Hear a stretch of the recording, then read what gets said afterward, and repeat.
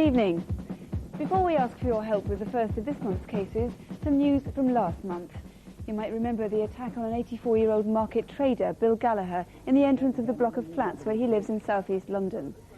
80 people rang offering information.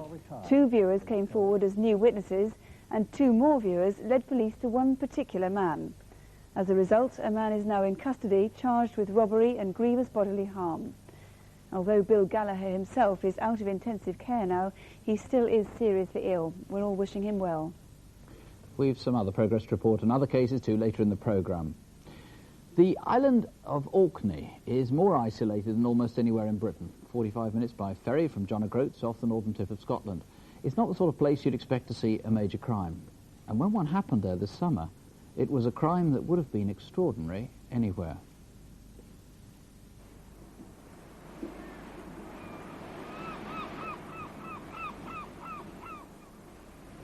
Would you like to sit down?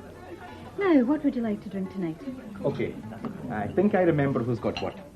1 chicken tikka. 1 lamb tikka. I ordered that. Very good. And who's the chicken chat? Oh, that's mine, thanks. Hello.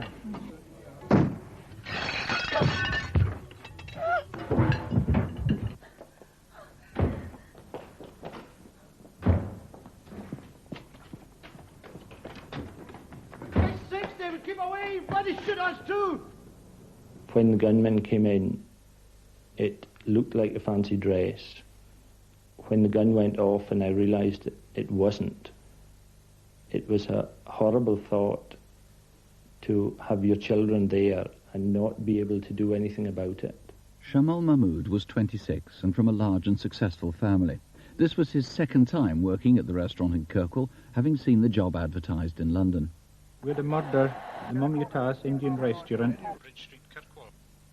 I want you to preserve the scene, Bob. Make sure nothing's disturbed. I'll get an inquiry team together and get to you as soon as possible. The Northern Constabulary covers a vast area. Orkney hadn't had a murder for 25 years, and it was necessary to provide support from the mainland. A helicopter wasn't available to me, making it necessary to travel by road 150 miles from Inverness to John O'Groats. We then had to travel by ferry across the Pentland Firth. That's the nature of policing in the Highlands and Islands. So how is the Holmes computer link to the mainland going? It's almost ready, sir. And what do we know about Mr. Mahmood, Angus? We know that he's been on the island for about 6 weeks. He was here last year for about 9 months, and at that time he was also working in the Mummiatas restaurant. Anything more you would like? Not meantime. Not just now? He has no enemies that we can find, and we do know he has got a brother who lives in London. He was a very brilliant student. The family wanted him to carry on with his studies. We cannot think why it should have happened to him. He was a very kind-hearted person. The sad thing is that he got killed at a time when he was about to go home and get married to his girlfriend. We require teams to carry out inquiries at our airport and ferry terminals, to conduct house-to-house investigations in Kirkwall, and to re-interview all of our main witnesses. Right, Marianne, what I want you to do for me is just if you could go over the events that happened in the restaurant, just in your own words. I was showing 2 customers to the table, and I was just about to go back up to the bar for the menus when the door opened behind me, and I turned round to see who it was. And a man with a mask on came in. At first I thought it was a joke, but then I saw the gun in his hand as he went past me.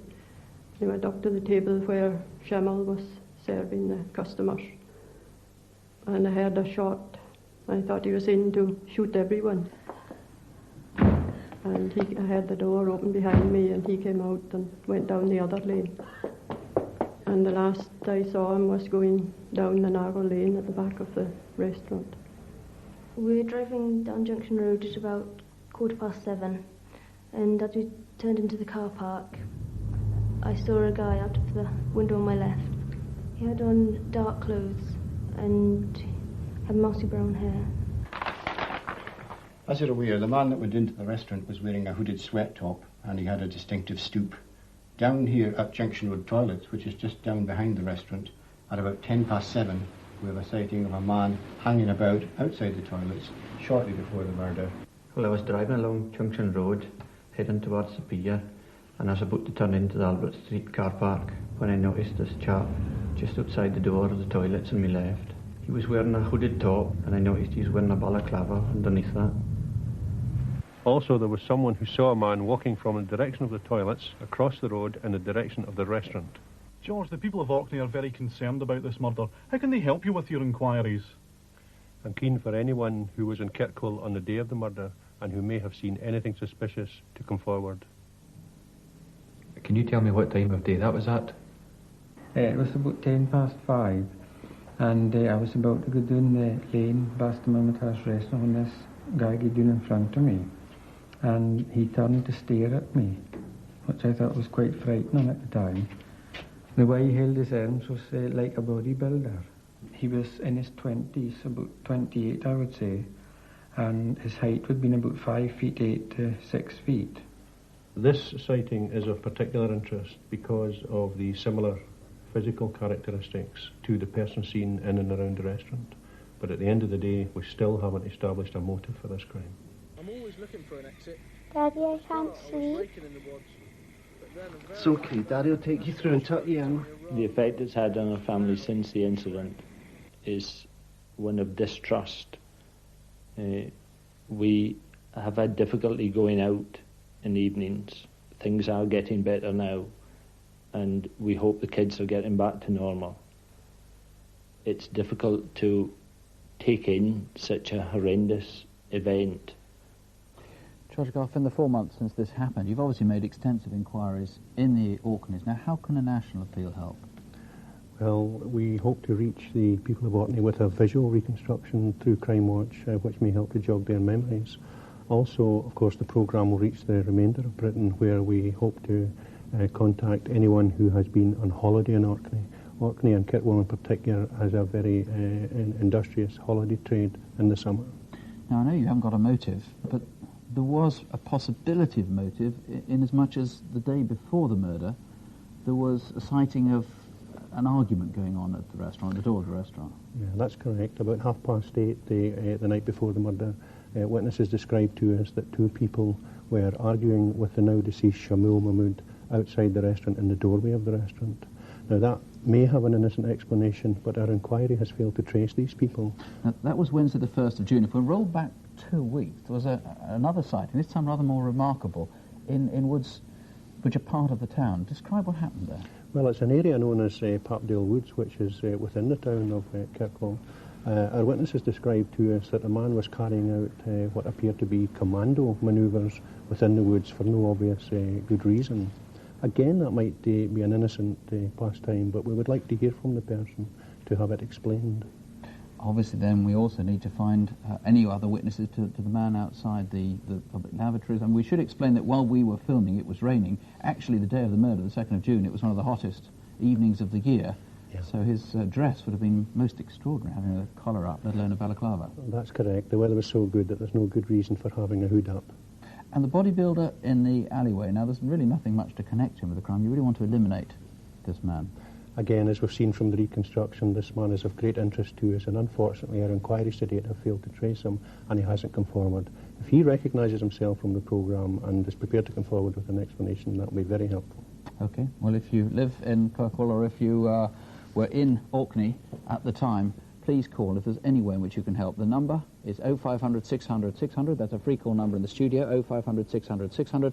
Or you can ring the Orkney Incident Room. That's on 0856 872 076.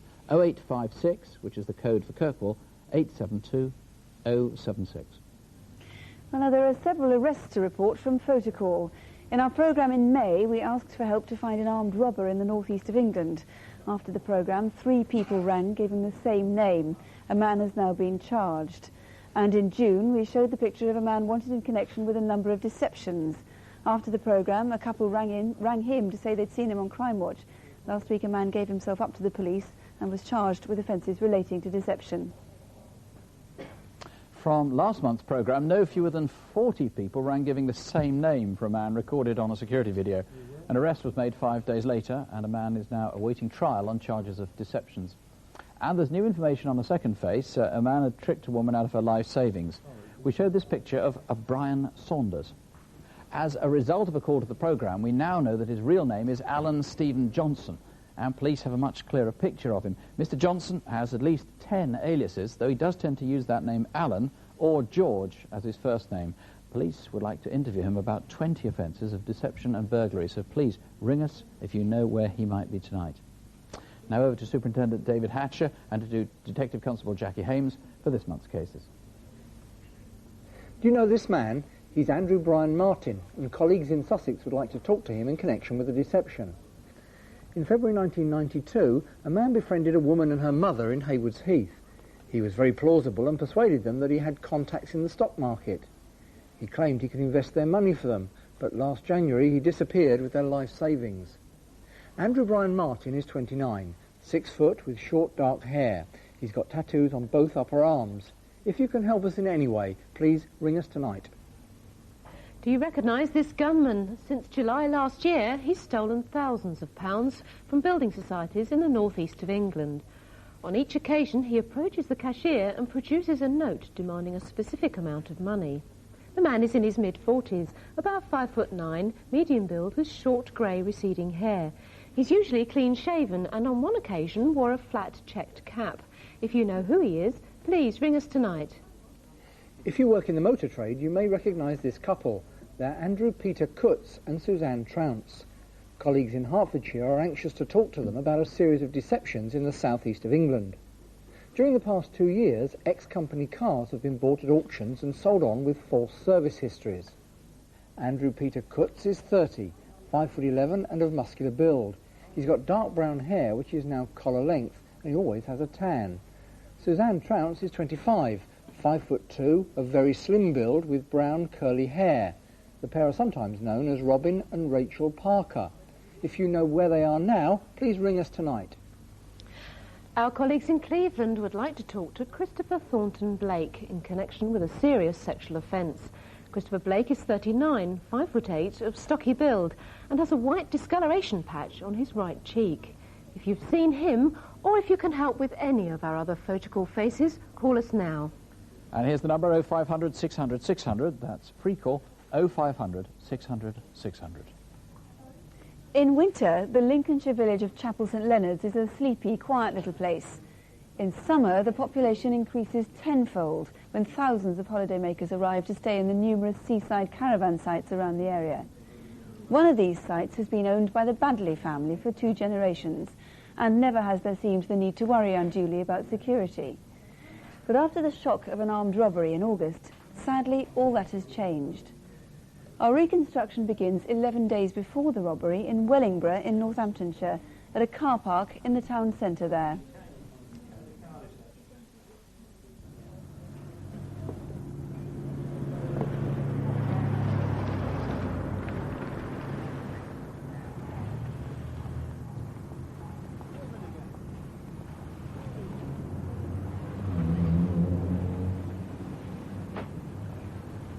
I've had my car stolen.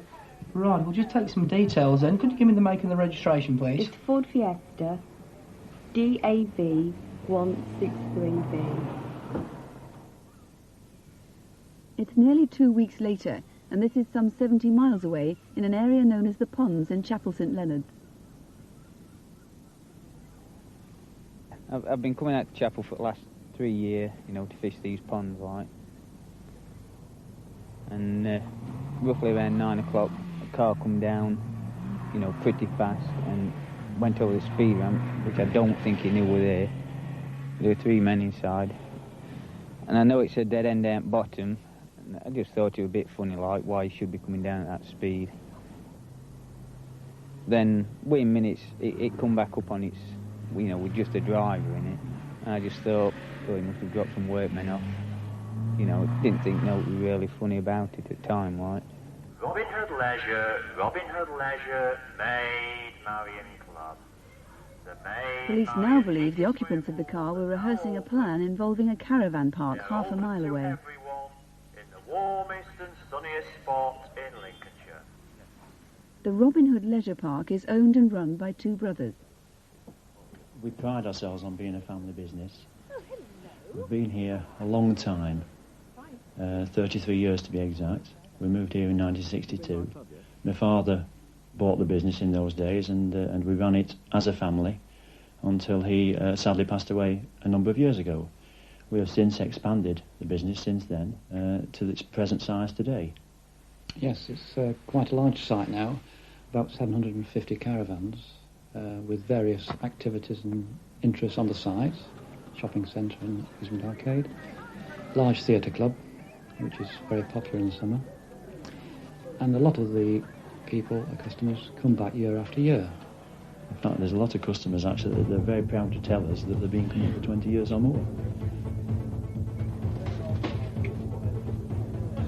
I love the job. I really love the job. It's ever so nice to meet so many different people. There's no 2 days are alike because of the variance of the job that we have. One day I could be working in the office, another day I'll be working behind the bar or working out on the side. But I just love meeting people, and I love making people happy.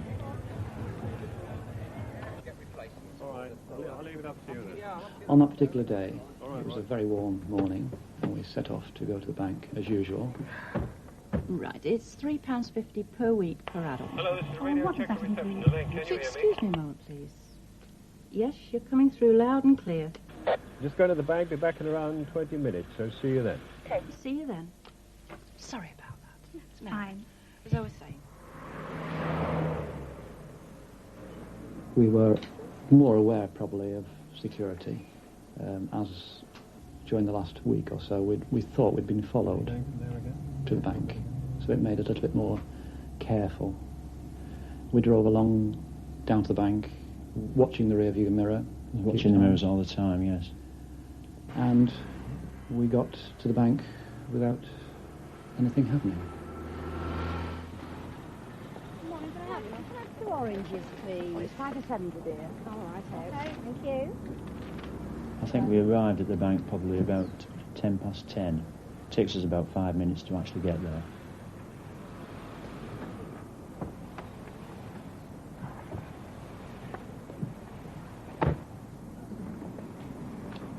You got the payday bookie? Ah, yes, I have that. Keep on, give me the box. Come on, drop it, just give me the box! I was absolutely flabbergasted, dumbstruck. It's as if you're walking in a dream and you don't think it's actually happening to you. It can't be happening to you until it actually does. Don't move!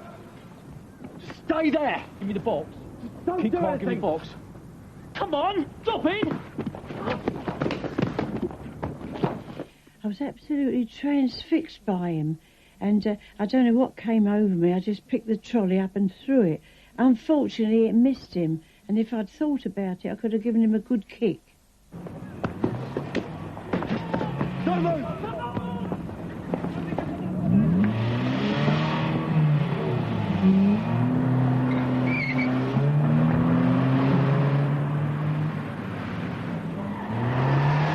The robbers drove back towards the ponds.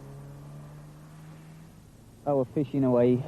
The car come down again really fast, but there was 3 people back in the car. And at this time I thought there was something strange, you know, and there was something going on.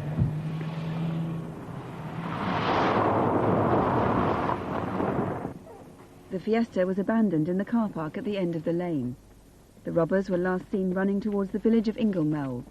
I find it very disturbing that crime has come to a village like Chapel St Leonard's. I feel sadness, anger, both together. I am a very trusting person, I always have been. It's made me less trusting, more apprehensive, I would think, to everybody. That is to say, it's had a detrimental effect on my outlook on life, I'm afraid to say. Yes, I would agree with that. Well, Phil Carter, I should make the point, first of all, again, that the two brothers have now completely revised their security arrangements, haven't they? Yes, they have, and there have been a number of other companies on the coast in that particular area who have also done that as well. But where do you think those robbers went after they abandoned the car? Well, as you see where they abandoned the car, they then ran down a path. That path leads to a car park known locally as Vickers Point. There's several pubs in that area and amusement arcades. And we think they either got into another vehicle, and if they did, I'd be grateful to hear from anybody who saw them get into that vehicle. Or they may have gone into one of the many caravan sites around that area. There's no doubt, of course, that it was that Fiesta that was involved in the robbery. Yes, that Fiesta was stolen on the 11th of August. And again, I'll be grateful to hear from anybody who saw that Fiesta between the 11th and the 22nd when the robbery took place. We have had 2 previous sightings of that vehicle. You need more. Yes. You think there may be another car involved too, a red one? A red Vauxhall was seen near to the scene of the robbery, and after the Fiesta was abandoned near the ponds, another Vauxhall, a similar Vauxhall was actually seen to turn round in that area, and witnesses thought that it was in fact connected. Where do you think these men are from? They didn't disguise themselves in any way other than they changed probably clothes when after they'd left the Fiesta. So they're obviously not local. There's a great possibility they are from the Northamptonshire area. And again, if anybody can give us any help in identifying them, again, I'd like to hear from them. The lack of disguise does at least mean you have very good descriptions of them. Yes, we do. The man with the gun was aged 25, 30 years. He had dark hair, swept back. It was even possibly permed, and he wore a light-coloured T-shirt. And the second one was about 5 years younger, thinner, and he wore a brightly coloured bandana or a baseball cap with the peak reversed to the rear. He was rough-looking, and he was actually very nervous, he was, whilst the chap with the gun was in fact quite calm. Well, thank you very much. The robbers, the 2 brothers have put up a reward for the right information. If you can help, please ring us. The number here is 0500 600 600, or you can ring Mr Carter's colleagues back at Skegness CID. The number there is 0754 762222. That's 0754, the code for Skegness, 762222. Calls are building up this evening. Almost all our lines are busy at the moment. On photo call, it does look as though we might have now the whereabouts on 2 of those cases and some pretty strong sightings, possibly. We're not sure on one of them. On the other 2 as well. On Jamal Mahmoud, 2 different names have been given as a result of the EFITs, though I have to say at the moment we've nothing more to go on except that these names appear to fit very much the pictures, the descriptions that we have. Let's hear now some brief appeals, cases that could be solved tonight by Crimewatch viewers. Here with Incident Desk are Superintendent David Hatcher and Detective Constable Jackie Hames. If you live in North London, you may be able to help with our first case. Take a look at these 2 men. They raped a young woman on the 3rd of September last year in Finsbury Park. Since then, she's been attacked twice more. The first man is about 30 years old, 6 feet tall, with a heavy, muscular build. He has a distinctive hair lip on his right side. The second man is in his late 20s, about 5'8", with white blonde shoulder-length hair, and he's thought to own a Jack Russell Terrier. The rape happened in Finsbury Park over a year ago, and we're now anxious for your help. Look carefully, and if you recognise them or can help in any way, please call the incident room in Stoke Newington on 071 488 5212. That's 071 488 5212. Have you been offered a distinctive bracelet like this in the past 2 months? Or maybe you've seen a Midland Bank cash point card in the name of M.L. Gomez. If so, you may be able to help our London colleagues solve a murder. Marina Koppel lived in Chiltern Street, central London.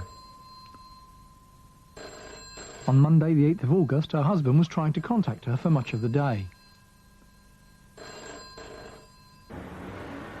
By that night, he'd called the police. Can we have the duty officer? We've got a murder scene here, over. What do we know so far, John? Her name was Marina Koppel. She was 39 years old. Her husband couldn't get her on the phone, so he came round. And he found the body? Yeah, just in here, in this bedroom. Marina had lived in Marylebone for some time. Marina, she was a very nice lady. Horse breakfast for Marina. She's been coming into the shop for 10 or 15 years, probably. I'm fine. How are you, Eli? She always had the same, which was egg, bacon and tomatoes. So. Did you have a good weekend? Yeah. As a customer, I would say that she was the nicest and more pleasant person you could find. Can I have my usual? Yes, sure. I just can't imagine her doing any harm to anybody.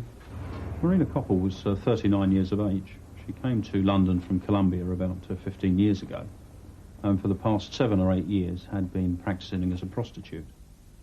She advertised her services as a masseuse in a number of local newspapers, as well as publications like What's On. She changed her first name and may have been known as Sandra, Rosita, or Maria. She was also known, as far as surnames are concerned, as Gomez, Angira, or Angerita. We have spoken to some of her clients, but it is important that we speak to all of them, and we would obviously prefer that those persons made themselves known to us. On Monday the 8th of August, one of the last people to see Marina was her neighbour. My name is Mrs. Miller. I'm Marina. How do you like your new flat? Oh, I love it. I just moved in 2 weeks ago. Have you found a shop yet? She was my new neighbour. I thought it was a good time to have a chat. I thought she was very pleasant, very bright, and Marina offered to do shopping for me if I needed any. As she had a car and it would be no trouble for her. Very kind of you. Remember. Goodbye. I never saw her after that.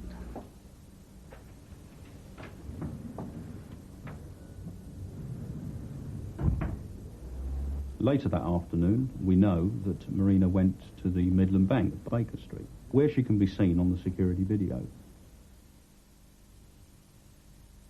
After that, we know little of her movements, but what I would ask for is that if anyone spoke to her, if anyone saw her, or indeed telephoned her that day, I would ask them to make themselves known to us.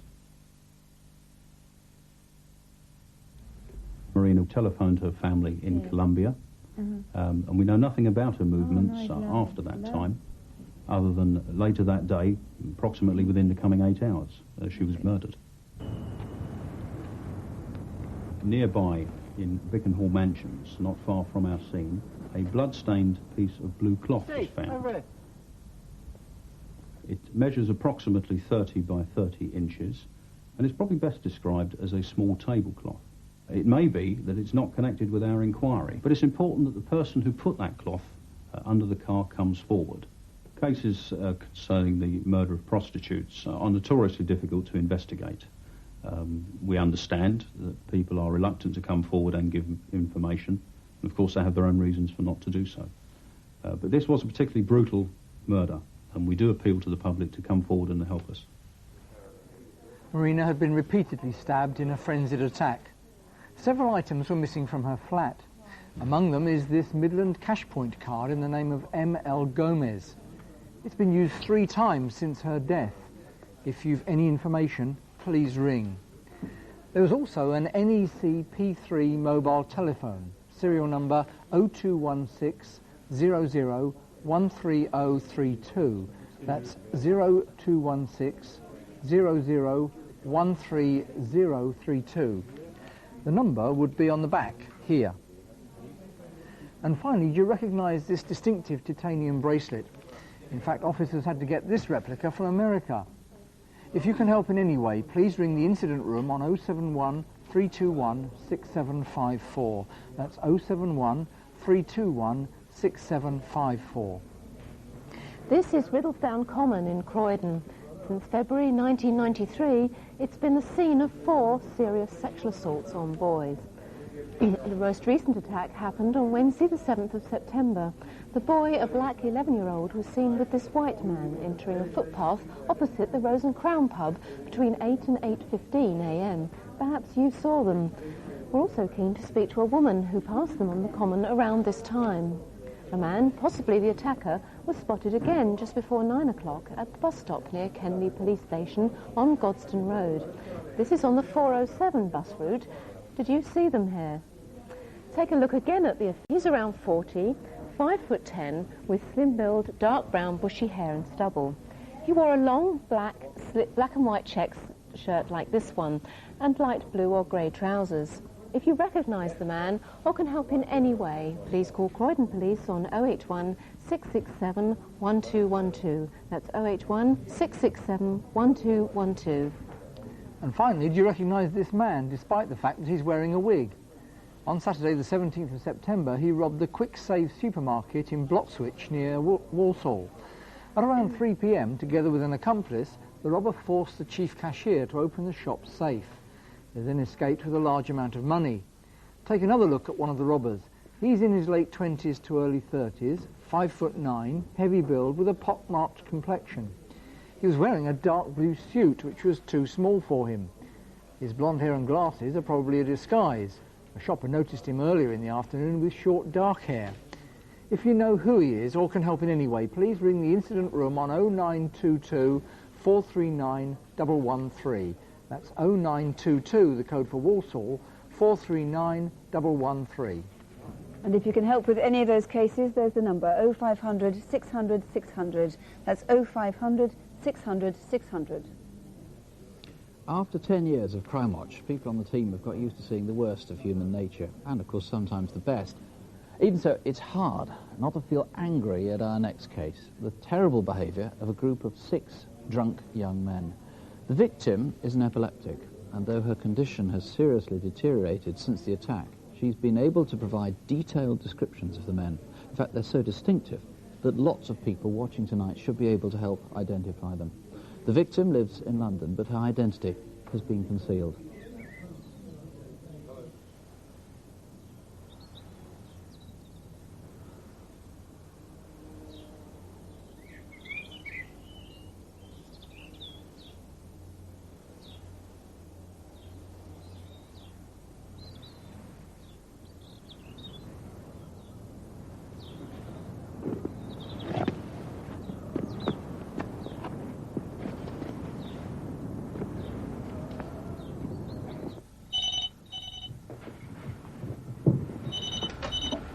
Hello? Mum?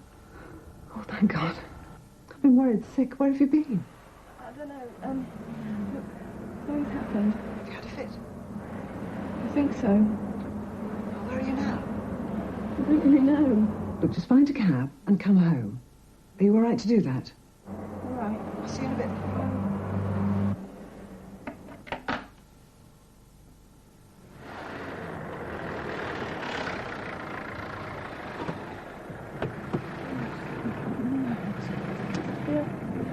Come on, let's get you inside.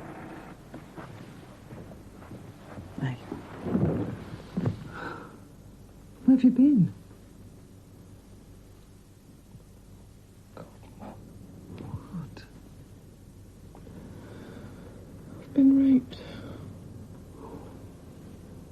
I couldn't believe it. Not at first. Well, it's every mother's nightmare, isn't it?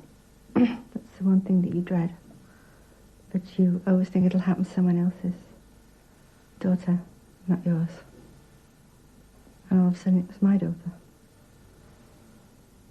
She felt as if it was her fault because she's very hypersensitive. And I felt so frustrated and angry and sad. My daughter's been in epileptic since she was 14, and she hadn't been home more than 10 minutes, and she went into seizure. Fits are brought on by stress, and she was so traumatised that she just went on and on. I thought she wasn't going to come out of it. I don't remember much about the hospital at all. I've been told I had 5 fits on that day. I've only ever had 2 fits at the most in one day. But I reckon it's because of Saturday night and everything. I must have arrived in Covent Garden around 8:30. I met Emma and Sue there, and we went to a wine bar. We've been friends for ages, and I could see quite a lot of them. And we often go out and have a bit of a laugh. I can't believe it. Sue left around 11:30. I think she got the train. Emma was getting a taxi, and she left about 11:45.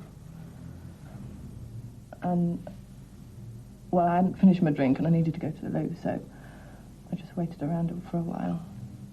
I always take my medicine with me everywhere I go, and I took my 2 nightly tablets there because I probably would have a fit if I didn't take them, so I have to make sure I take them and everything. And then, so I must have left about 12.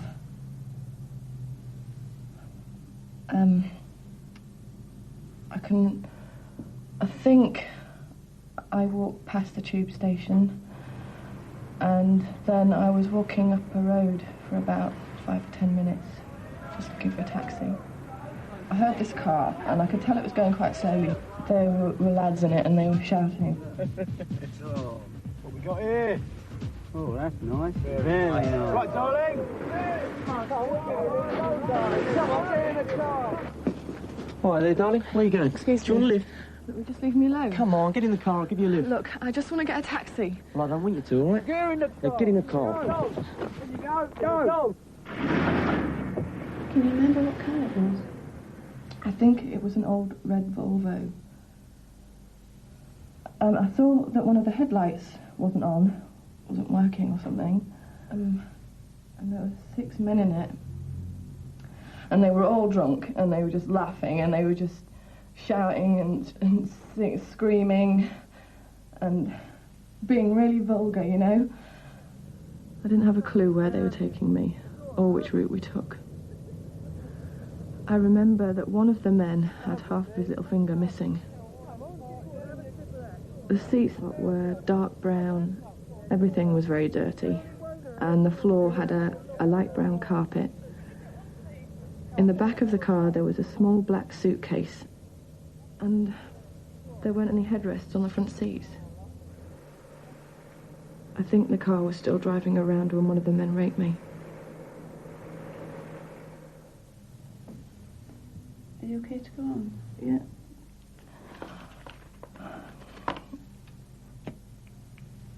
Just take your time.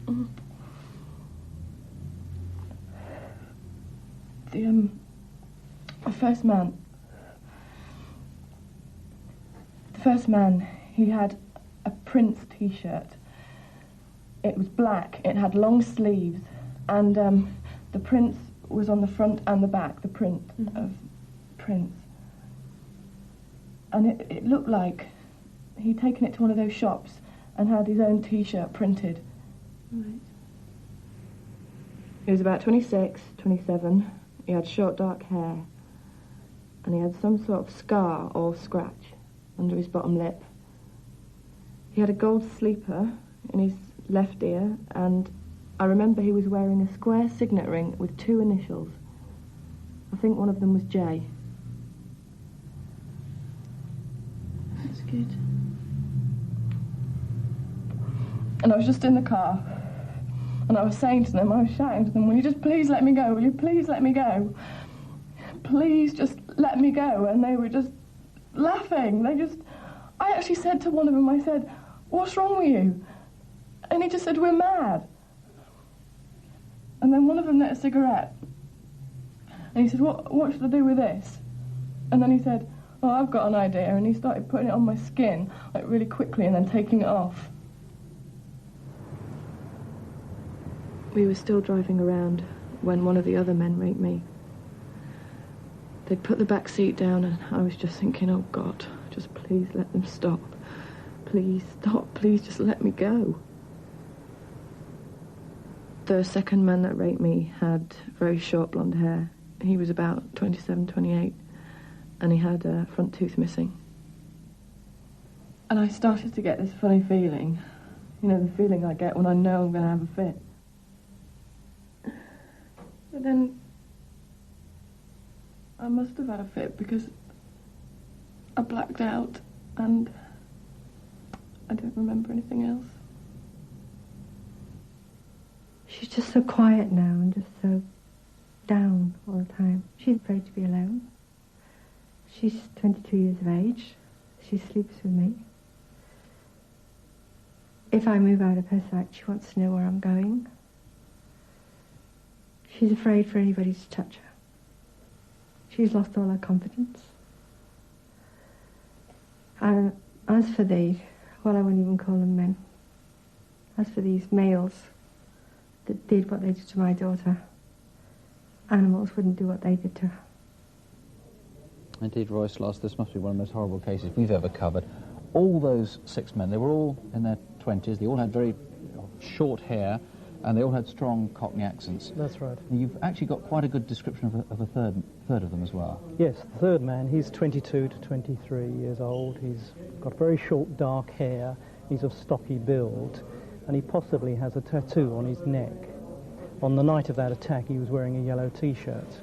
Now, we think one of them was called John. We know that one of them's got half a finger missing. I mean, there are an awful lot of things to go on. And this car, red estate, possibly a Volvo. Yes. We think it was possibly a very old Volvo. The girl has described it. It's got a broken front headlight that wasn't working. It's got dirty seats, dirty brown seats, and light brown carpets. It was scratched. It gave the appearance of being a very old car. They might have got rid of it since then. Of course, remember, this is Saturday 28th, Sunday 29th of May, so it's quite a long time ago. She was dropped off in East Putney, or at least that's where she woke up. Tell us about the events there. She woke up, she thinks, about 5 o'clock in the morning. Yes, and we're not sure exactly where she woke up in Putney. We believe it was somewhere off the Upper Richmond Road, near East Putney. She woke up about dawn, and we think she was found by a passer-by some time later, about 9 o'clock, who helped her to the offices of a minicab. OK, well, let's take a look at all three of the men, which we've got pretty good pictures of. The number here is free. It's 0500 600 600. Or you can try the incident room in London. That's 071 376 1212. 071 376 1212. Well, we've got a lot more calls coming through than I've got time to tell you about at the moment. We've had names suggested for the murder of Shamal Mahmood in the Indian restaurant on the Orkney, and we've had names for the two robbers at Chapel Street, St Leonard's. All the photocall cases I can see have got strong information on them, and all the incident cases, we've got some names. And there's one particular call on photocall that police are following up right at the moment as we speak. But for the moment, that's it for this month. Do keep trying if you've had any information or if you know of anything you can help that you think might help. Our lines here are open until midnight, 0500 600 600. One last reminder of the number. And we'll be back with all the news we can give you in Crimewatch Update at 11:15, except for viewers in Wales who'll be seeing us recorded half an hour later. If you can't stay up till then, well, thanks for watching. Thanks for helping if you can. And please remember, crime is rarer than our reconstructions might make you feel. Forget arguments about statistics. Even the most pessimistic picture shows that of all these people, only one would experience any sort of contact crime, as it's called, between now and our next programme in November. Now, a contact crime is one where there's any even slightest physical involvement, and most of those cases will be fairly trivial. So don't have nightmares. Do please sleep well. Good night. Good night.